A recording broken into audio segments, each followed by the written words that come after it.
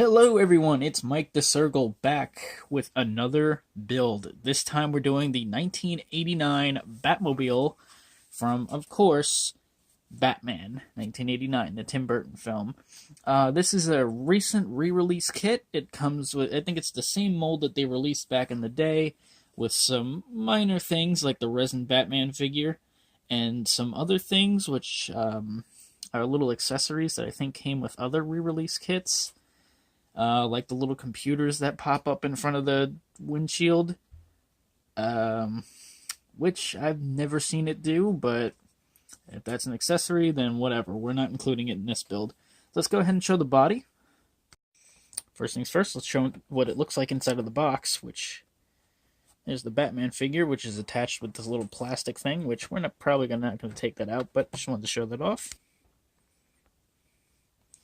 Funny that the guy at the hobby shop was talking to me about this car, and he's just like, "Yeah, I like that movie," and I'm like, "Yeah, a lot of people consider this to be the best Batmobile," and he's like, "Really? No way! It's got to be the '60s one," which I have right here,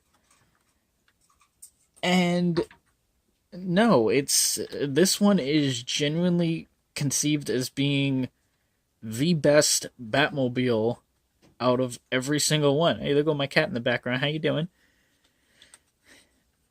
And like, yeah, I can see it, but for me, it's just okay. I don't love it. I don't hate it. I just think it's all right. It's a cool looking car. What else can I say?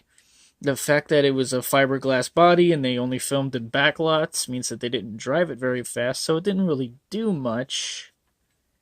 But like, you can't expect this thing to do like what the Tumbler did. Be smashing through walls and everything. It didn't do anything like that. But it's just an okay car.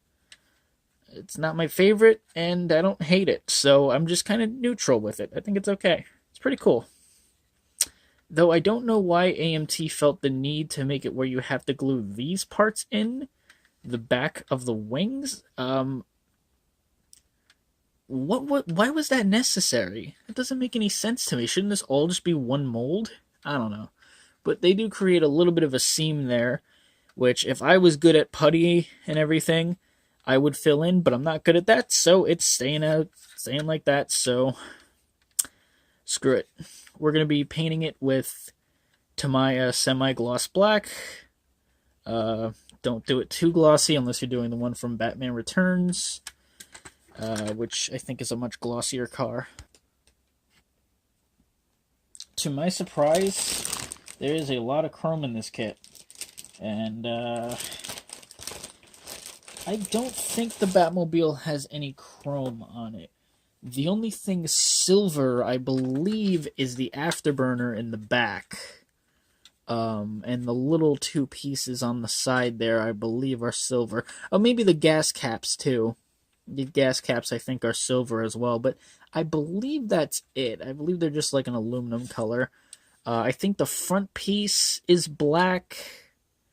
And the only pieces that are silver are the exhausts, the afterburner, the little pieces on the side, and the gas caps. And I believe that's it when it comes to silver parts on this car. There's really not that much. It's very much black, which is cool. This is a really nifty kit. I've heard nothing but positive things about it, which is kind of rare for AMT and MPC.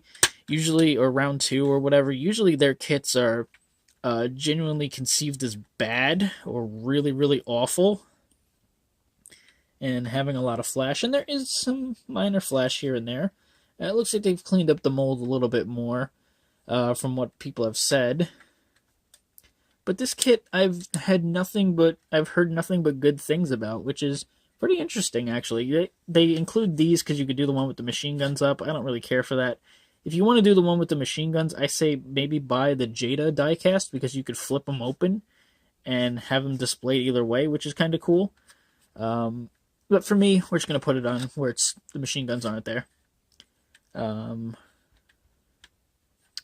That's just what I'm thinking.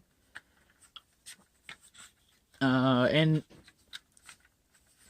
talking to my friend on about this kit, and he says that I kind of agree, because when you really look at it, you really could do it. This is one of those kits where you could really just throw it together in an afternoon. Like, if you just want to not paint it and just throw it together, it'll still look good. And that's something I have to give credit. Like, you could not do that with the Mobius models, that's for damn sure. And this isn't at Mobius quality. It's not as good as, the Tumbler, the Batman v Superman Batmobile model. It's not nearly as good quality as that. But, for what this is and for the price, I think this is what, $23 I think I paid for it. It's not bad. It actually is really, really good. It honestly makes me really, really wish that a lot more model companies would get more rights to other things. And I think I talked about this on my live stream, but I'd love to have a Revell Mad Max Interceptor. Like, why can't that happen? Oh my god. Okay, so this is getting long enough. This is a 5-minute little part, and this is going to be a pretty long series, maybe. I'm going to try to maybe make it into a 20 or 30-minute video with all the little updates. If not, I'll just cut out a lot of stuff, and we'll just go to the finished product. So, yeah, see you guys next time. Alright, small update. We have the 89 Batmobile fully painted. This is in Tamiya semi-gloss black, which we've done about 3 coats on there. I might do one more right before then, just to, I don't know, maybe really seal the paint or something. I don't know. I'm trying to make this look as clean as possible. I don't want to get, I don't know, too plasticky looking. But it went on really well, surprisingly. It's a really nice color. Tamiya paints are genuinely pretty good. We got this color for the afterburner. Unfortunately, there's a lot of chrome in this kit, which if you've seen Batman 1989, you know that the Batmobile, or just any Batmobile in general, doesn't really have any chrome on it. Unless maybe the one from Batman and Robin, which has a bunch of neon lights all over it, and the even worse one from Batman Forever. Ugh, I hate that one. That's just me. If you guys like the Batmobile from Batman Forever, okay, like, I'm alright with that, but me, I think it's one of the stupidest looking things I've ever seen, but yeah, that's just my opinion. Alrighty, so I'm gonna get back to work, and yeah, maybe in the next video it'll be done, or we'll have another update. Alright, and here's our final update of the 1989 Batmobile. Headlights are in there, the engine's in there, which was kind of a pain to get in, because for some reason it just didn't want to sit right, and it wouldn't glue, so it finally did dry and everything, but overall, I think I'm pretty happy with this. The big problems I have with this kit are the tires. The rear tires, they do that, because they're on an axle, and that's as far as they go, so if they're centered, they still kind of stick out a little bit. And this tire, it wobbles, by the way, because this tire didn't want to cooperate either. No matter how much I bent the peg and everything, it got close to breaking. It was warped and all kind of messed up. So, yeah, that's the best that I can do for it. Some other issues with the kit. Mine, for some reason, was missing the other piece of glass that goes there. So mine does not have it.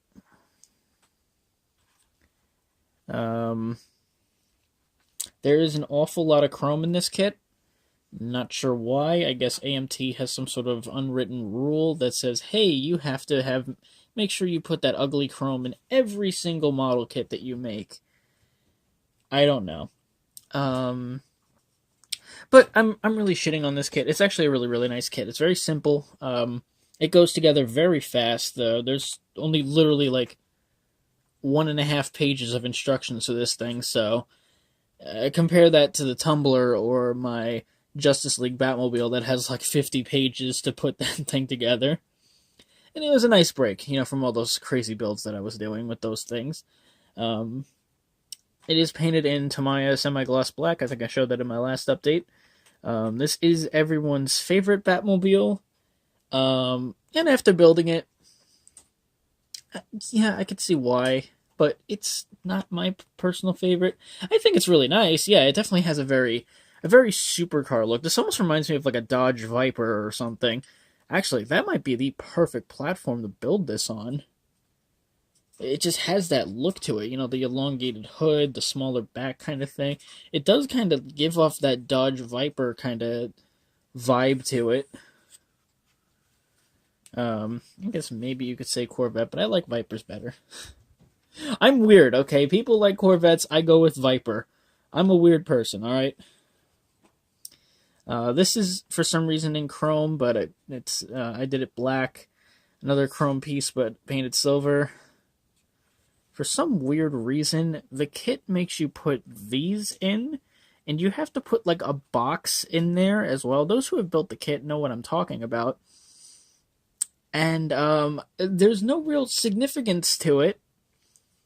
I can't, like, when I was looking through the instructions, I'm like, okay, what the hell was the point of that? Why not just have this molded in there? I don't know. I can understand these not being molded in, because you give people the option to put the machine guns there. Alright, got it. Machine guns molded in chrome for whatever reason. Alright, cool. But for some reason, this kit has a lot of pieces that aren't necessary.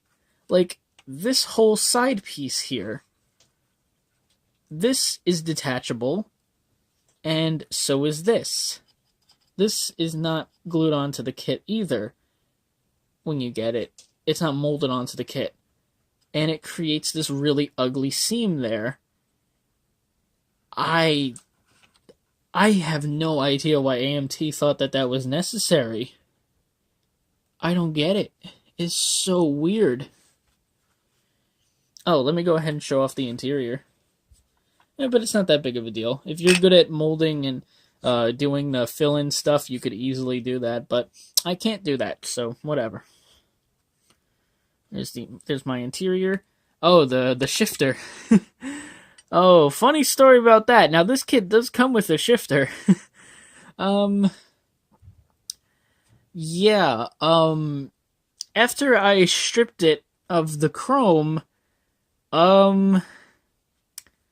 it kind of, broke into a million pieces.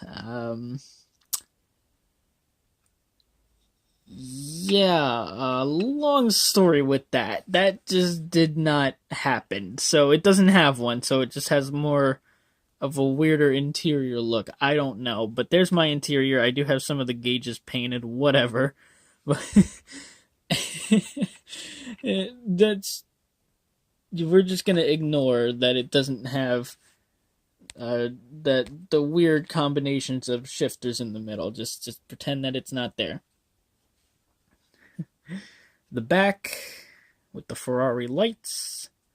Thanks.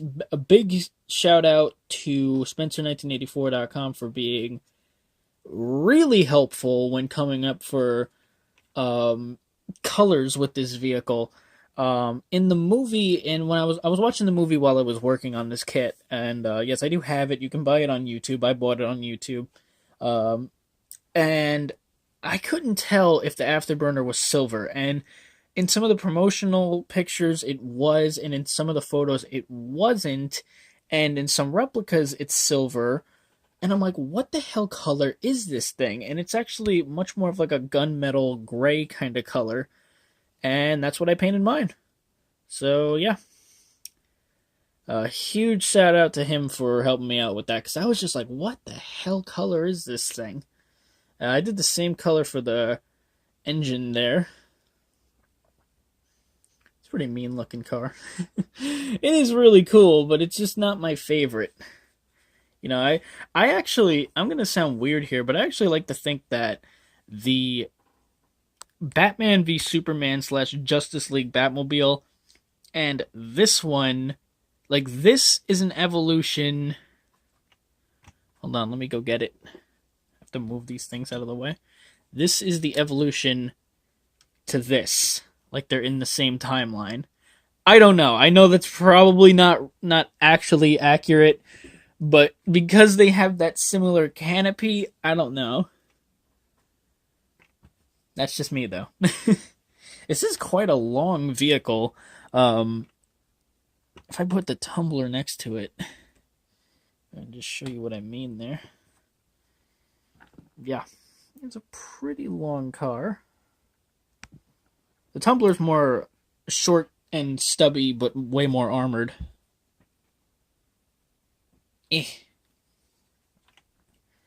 So yeah, these are silver. I'm not really sure what the hell those are. Also, does no one want to address the fact that Batman in 1989, he just straight up murders people in that movie? Like those people that were in like the chemicals factory that were like shooting at the Batmobile, and he drops those. They're dead. There's no way they're getting out. They had explosives at their feet. Yeah, they're dead. he just basically, and he kills the Joker at the end of the movie. Batman murders people in that one. But when Batman pulls out a gun and starts shooting at people in Batman v Superman, it's suddenly a problem. I don't know. I realize that movie has a lot more problems now, Batman 1989, but it's still a really good movie. There's a popular video going around YouTube now that says Batman 1989 is a bad Batman movie. Yes, it's a bad Batman movie. It's a great Joker movie. The movie's really more about him than anything else. But it's still a really entertaining and really good movie in my opinion. It's not awful. It's corny and kind of cheesy at times. Yeah, like there's a lot of silly moments, like when they're in the art museum and they're just destroying everything and have that, goofy music going and everything, and I'm just like, this is something you could not do in 2018. I love that scene. It's just so over the top. I absolutely love that movie. It's silly, but I like it. It's like it's the perfect combination of silly and funny. Silly, funny, and dark. That's like the best way I can describe that movie. Because it does have some genuinely funny moments. My favorite is, and my character Ash, my dragon character, actually references this in one of the scenes that I was writing, the infamous "you want to get nuts" scene. He actually references that because he's a big movie dragon. He loves watching stuff like that. But anyway, that is it for my '89 Batmobile. I actually built it. I went through with it. I didn't just buy the NJ Cross one and customize it like I wanted to. I just went with getting the model kit. This was the reissue. And yeah, you guys will see it in my new video style where I show all the updates. And I'll see you guys next time.